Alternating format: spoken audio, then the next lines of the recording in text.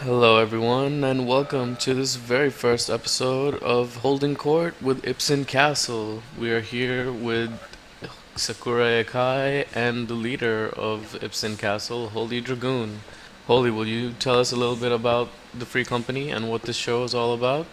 Holding court with Ipsen Castle. First off, we are Ipsen Castle. We are basically a bunch of lost souls from 1.0 who gathered back together, formed a new link shell slash free company, and we were born from the desire to be a group of friends that basically act as family in game. So it doesn't matter what your work schedules are like, how busy you are, hardcore or a casual player, everyone can get a chance to do everything. It doesn't matter what it is. And that's where we started, and that's where we're going to continue to push forward. And the show is basically, it's going to be Kai, myself, and Setsuna will be here probably most of the time. And basically uncut, unedited, pointless fun, dissecting everything that is to do with 2.0. Alright, sounds good. And Kai, would you like to introduce yourself? Hello everyone, I am Sakuraya Kai, and I am basically administrator helping out Ipsen Castle, and I also take care of the applications and the needs that anyone in the group might have, and I hope you enjoy this. Alright, and I am Setsuna Dragneel from Daeva of War and guest MC for Ipsen Castle and this show. So, without further ado, let's discuss the hot topic that's on everybody's mind, the live letter that just aired a few days ago. How do you guys feel about what our hero and savior Yoshi had to say? So she continues to be our hero and savior, yet at the same time likes to polarize the whole community at the same time. Oh, So, yeah, polarizing is an understatement. so in short, he is amazing, but he loves to troll us. hmm So, one of the things that was revealed, I think it was the first thing that they discussed, was some images they showed of the fishing system. This is probably one of the things that, as you mentioned, is polarizing for the community. How do you guys feel about it? For me, personally, it doesn't really affect me. I'm not a huge fisher, but I'm a fan of the whole Legend of Zelda Link, where it feels like a fun pastime. That was the comparison I've seen floating around, and I totally agree with it.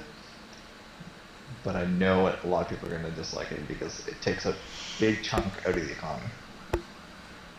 Yeah, from the other hand, I am a culinarian, so hearing that fishing really doesn't have an effect on the economy and that it is more of an achievement or pastime kind of thing, I'm wondering how it will affect the economy and how it'll affect culinarians and the recipes that we can make. So I'm very curious to get in on phase 4 and actually try it and see what's going on. I just want to catch really big fish during drunk fishing nights. Yes, we have drunk fishing nights. Drunk And there'll fish, be big fish. yes. Oh, drunk fishing. Well, I wasn't sure if it would be brought up or not, but since you had to bring it up, Holy, would either of you care to tell our community what drunk fishing is? What is this Yes. thing you're talking about? For anyone that's been a part of past link shows that I've been in, or Ipsen Castle, we've been talking about already, drunk fishing will be returning in Ipsen Castle. Basically, it is we all get together, find the most violent place in the game to go fishing, where we all sit there. We award points per type of fish caught, and basically drink as per what you catch. If you catch a fish, other people drink. If you catch a horrible fish, you drink. And then there's usually the random person that decides that they get tired of fishing, and then they start turning monsters and try and kill people. And if you die, you have to finish your drink, which has messed over a couple people because they finish their drink and then they go and get, oh, I've got a can of beer, just got it, and they die and now they have to drink the whole can. Anyway, let's move on. I think the next big thing from the live letter was we finally got to see some video of the summoner in action. How do you guys feel about that? I know Kai is chomping at the bit to discuss summoner. Take it away. Bad guy. I am so excited about Summoner. I really liked Summoner in Final Fantasy XI, and since Yoshi P doesn't want to give me my Musketeer yet. Summoner is like the next best thing for me. I really like how they're doing the summons. I love what they did to the AF. I mean, I'm really excited to get in at Phase 4 and Early Access and try this job in this class out. I'm ready. You'll see me running around Summoner. You're definitely not alone. How do you feel, Holy? I'm actually I want to see it like how it plays, like physically feels when you're playing it. It's hard to tell from videos. Like I know you can customize your own keyboard, but I feel like you can't get a full feel of a class until you can actually have it in your hands. But I do like what I see. Typically, I'm not a big pet class fan. Past MMOs, I've kind of shied away from it. But I do want to try someone out because I want to pursue Scholar myself. Mm-hmm. And I don't know if I'll play it on my main character, but I'm gonna make an alt, and I've designed it with Summoner in mind. So it'll be interesting. Speaking of that, how do you feel about the two jobs sharing the same attribute points? Do you think that will incentivize people to pick one and commit to it? Because I believe they mentioned that it's not going to be easy to reallocate your stat points for each job, very often. So that it sounds like you'll have to pick one. How do you feel about that? I think that's the only thing I think so far in 2.0 that gives you a reason to make an alt. For the most part, you can play everything, and I like that, and that's what I like for both Final Fantasy and MMOs so far. The Scholar and Summoner split, which seems to be very opposite. It'll be interesting to see how it plays out. One thing I do like about, I see the same thing kind of happens with a Conjurer, where if you want to use offensive skills, you have to pull off your Cleric stance. I wonder if Summoner and Scholar will have a similar skill somewhere in there. Maybe not right away, maybe down the road, that allow you to switch your mind and intelligence, and that would solve all the problems. Okay, well, we know how Kai feels about Scholar. Kai, do you want to tell us? Do you have some very interesting opinions on this? I'm not being mean. I'm just saying. I was not it's kind of like how Holy was with Summoner. I'm very excited about Summoner. Now it's kind of reversed. He's very excited about Scholar, and I'm more on the fence. I'm not sure how I feel about it. I remember in Final Fantasy XI, and I wasn't a big fan of it. And I just want to see how it plays. I'm really not seeing its role, because to me it kind of seems like it's okay. It can heal and be a white mage, but it can... Nuke can be a black mage, but it's not as good as a white mage, or as powerful, but it's not as good as a black mage. So it seems kind of like the red mage, jack of all trade, master of none. So I want to see what its specific role is going to be when in a party setting, and see if it actually has a role. And then I'll make my judgment from there. What? I said Holy disagrees. You can disagree. I don't think it's a jack of all trades this time. I don't know about jack of all trades. I think it's pretty much confirmed that, as far as the duty finder is concerned, it's gonna fill that healer role in like a heal over time kind of way to differentiate it from white mage healing. So I guess we'll just have to see how it plays out, right? Exactly. Like I'm saying, it has to have a role. I don't see Yoshi putting a job in that doesn't have a use. I just want to see how it plays. Right. Well, speaking of white mage, since I did mention it, there's one thing that the community is pretty, yet again, polarized on, I suppose. Another big reveal from the live letter, which I do have a picture of right here. Would you guys like to see? Yeah. That's what I think it is.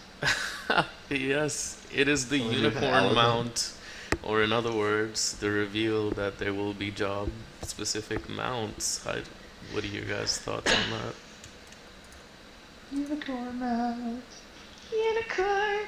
I kind of looked it up because we were actually talking about this on the shout board on Ipsen, saying, well, Unicorn really doesn't have a lore to it. And I actually looked it up, and it was only in like 2 Final Fantasy games, and it was a summon that healed.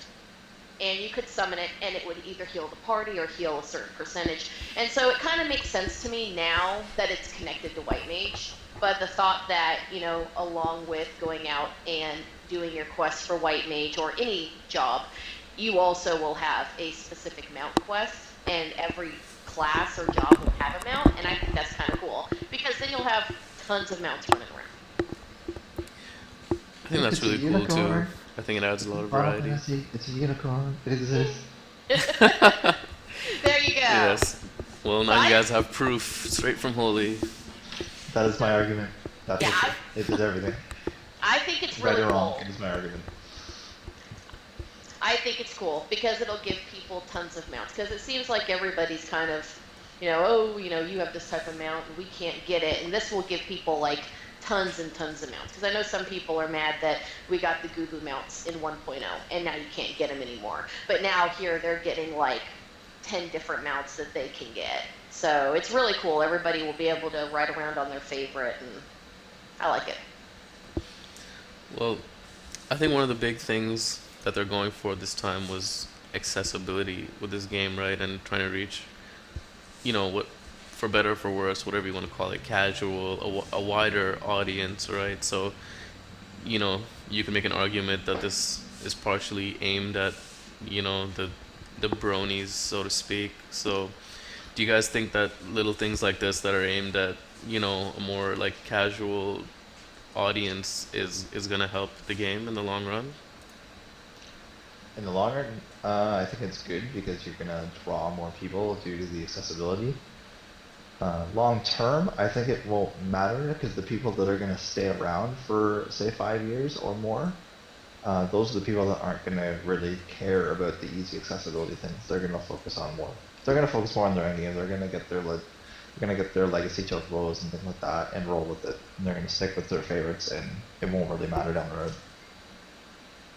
Yeah, I kind of agree. I think that everybody, casual or hardcore, will want it from a completionist standard. They want everything that's accessible, so they have everything. But I think that they'll end up having their favorite things, and they won't really use a lot. Just kind of like the what are they called? The little pets that you can get, the minions. They're great to collect. The minions. The minions are so cute. They're great to collect, and it's a fun thing. And it's what I think online MMOs need. They need things in the game to occupy people's times. And here are these things that we can go out and we can get. Will they necessarily help us in-game or have any impact on the game? No, but it gives people something to do, and they can go out and get their favorites and what they want. I think that's a good point, yeah. Alright, moving on from the unicorn, even though it is seems to be such a polarizing thing on the forums. Do you like here's the question, do you guys like the design of the unicorn? Even though it is Final Fantasy, as we can prove that, but does the design actually fit the game?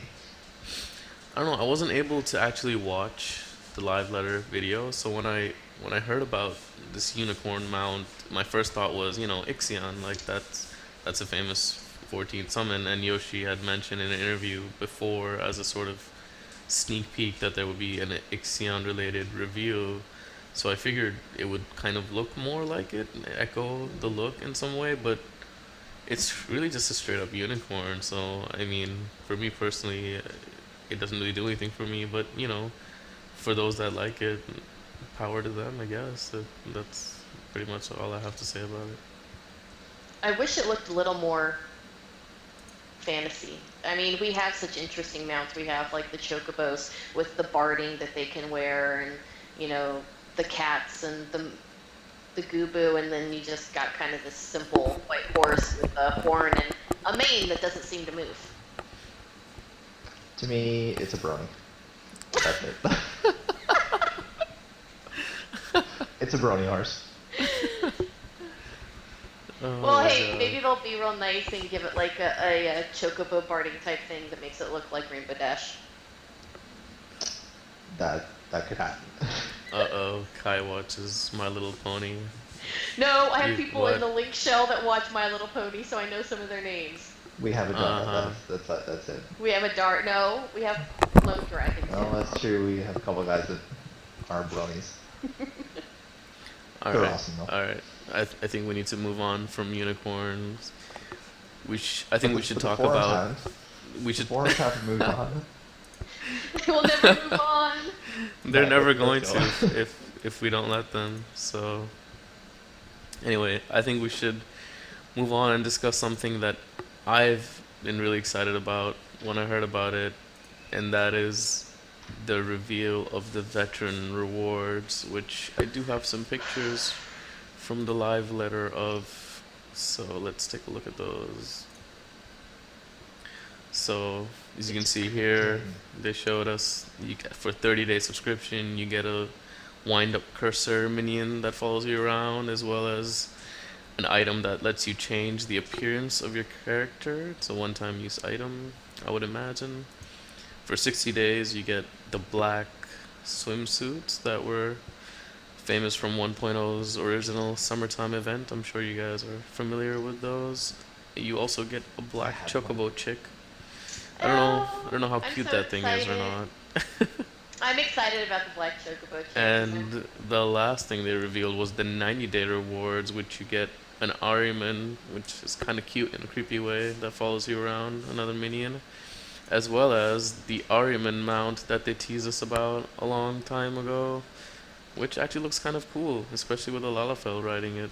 So, what do you guys feel about this? I thought the Arima mount was a joke when I first heard that. I thought it was an April Fool's joke or something, I swear to God. But it doesn't look half bad. Now that I've actually seen it, it doesn't look half bad. But the rewards program itself, I think is awesome. I love it. It encourages you to keep playing. And that's exactly what Final Fantasy XIV actually needs. Is And that, now, that commitment from players to basically put their money where their mouth is and say, we're going to be here. Yoshi P has done in my mind, he's done a lot of work, and his team's done a lot of work to try and build trust back in the fan base. And this is a way for the fan base to say, yes, we believe in what you've been trying to do.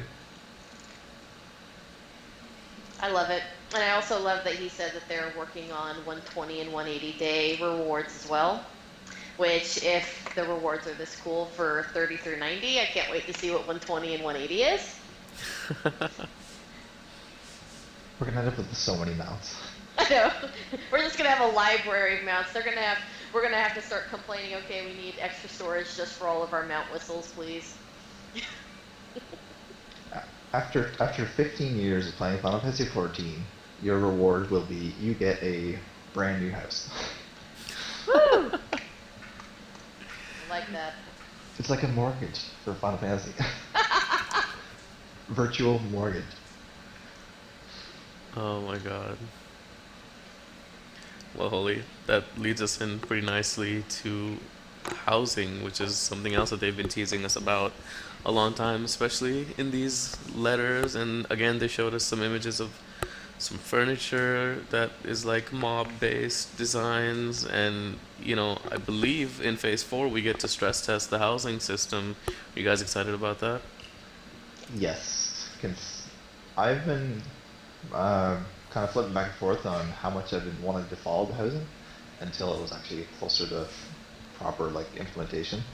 But now that it's finally here, I want to jump right into it, and I have a million things I want to try and jump into when this game starts and figure out and comment on. And basically, as a Link Shell leader, I find myself somewhat responsible in being able to give guidance to everyone that's in the Link Shell free company. So for me, I got to jump into everything, and so housing is a big one for me. Can I just say, marble, bookshelf, and chandelier. I'm a big lover of green, and those were so adorable. And also, hello, Gridania bed. Probably the best bed. Sorry, other countries. Gridania obviously had the best bed. But the pirate bed can save your life. The pirate bed was pretty cool too. Okay, I'll give it that. But Gridania bed, yeah, I liked it. I believe we have some images of these beds you guys are talking about, so our viewers can get a better idea. I think this is the Gridania bed right here. Yeah, it looks pretty cool. See? Does that have a favor? Yeah. I think the audience doesn't want to hear my opinion. No, we want to hear yours. No, do it. Well, you know me, You I'm hate them partial all? to the desert, so I have to say Old Bed. Yeah. It'll have a lot of gold on it, probably. It'll be cool. I think that's it right there. I don't know. As far as the concept art drawings, it probably looks the least impressive, to be perfectly fair. But Pirate Bed looks cool too, like that little lifeboat thing you have. That's not a lifeboat, donut. I don't know what that's called, but yeah, The life that's preserver? cool. Life preserve. Thank you, Holy. Yes. That's what it's called. If Limsa ever falls into the ocean again, you can just toss that in and float back to the shore. Yeah, and we have a picture here, thanks to Kai, of the Marlborough desk or table or bookshelf. What is that she's talking It's a about? So Yeah, it's a that's cool. bookshelf and a chandelier, and they're Yeah. awesome. Big lover of green, so I have to have those for my house. Wasn't there like a Garuda bed in there too? If I remember. I don't know. Was there? Do we have a Garuda bed? It looks like a Leviathan fountain right here. We have, and No, we there's a picture of Tonberry and some lamps. I don't. Yeah, I think that's it. Well, I thought there was a Garuda bed or a Garuda with a shelf or something like that's in there too. I know there's a Garuda piece that I saw. It amused me. Yeah. Kai, I'm you all have for this stuff, though, you 'cause have a it's bookshelf. fun. You have a bookshelf back there behind you, Kai. You do wish that was a Marlboro bookshelf. That would be so awesome. They can like they don't like eat your books. Yeah, you'll never get them back. No. Oh. That'd be sad. Let's not forget bad breath, right? Oh yeah, my house might stink a lot. Kai shows up to the next podcast and she's turned into stone or something. Where's Kai? Don't mind her bookshelf attacher. Yeah, that's okay. I'd still love it. Well, I think the last thing that we have to discuss from the live letter is Phase 4 and early access, the timeline that they revealed for it. Phase 4 is going to be next weekend, which is the open beta, starting on Saturday the 17th, or if you've been in the previous beta phases, then you will have access from the 16th, and then on the 19th it ends, and then early access begins for pre-orders and legacy players on the 24th, and that leads straight into the launch, which we've all been waiting for so long, on the 27th, with no downtime in between. So how do you guys feel about this timeline that they've revealed to us now? We're getting the entire timeline. I think it crammed a lot in a short time. I think the open beta was a lot longer in the original release, but then again, by that point, in the original release, Square Enix wasn't really listening to anything people said, so maybe a short beta is a good thing. Maybe because I find the earlier betas have been quite long, and they've done very well to listen to the community, so maybe the short beta is more just a quick preview. And then the early access being short, I don't think it's a huge thing, but I mean, for people that are paying for the pre-order bonuses and things like that, they might get a little miffed with the short early access. I find most games stick closer to a week, whereas we've got, what, 3 days? Yeah, I have to agree. I believe that quote unquote Phase 4 for 1.0, I think was like 2 weeks. And the early access I think was 5 days, and so it is a lot shorter. But I think at this point, I'll give it a pass, even though I think it should be a little longer, because Yoshi has done a lot, and he's listened to a lot of what if people have said.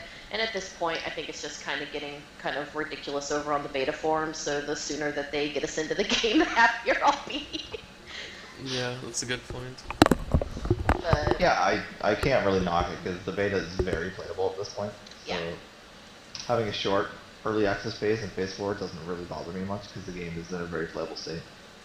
More than a lot of MMOs are released, period. it's beautiful, and I like that Yoshi has, I feel, despite what some people say, that he has really gone out of his way to listen to people and to keep in touch with people and keep people on top of what he's doing. And I think that he's probably done a lot better job than most MMOs out there and the people that have made them.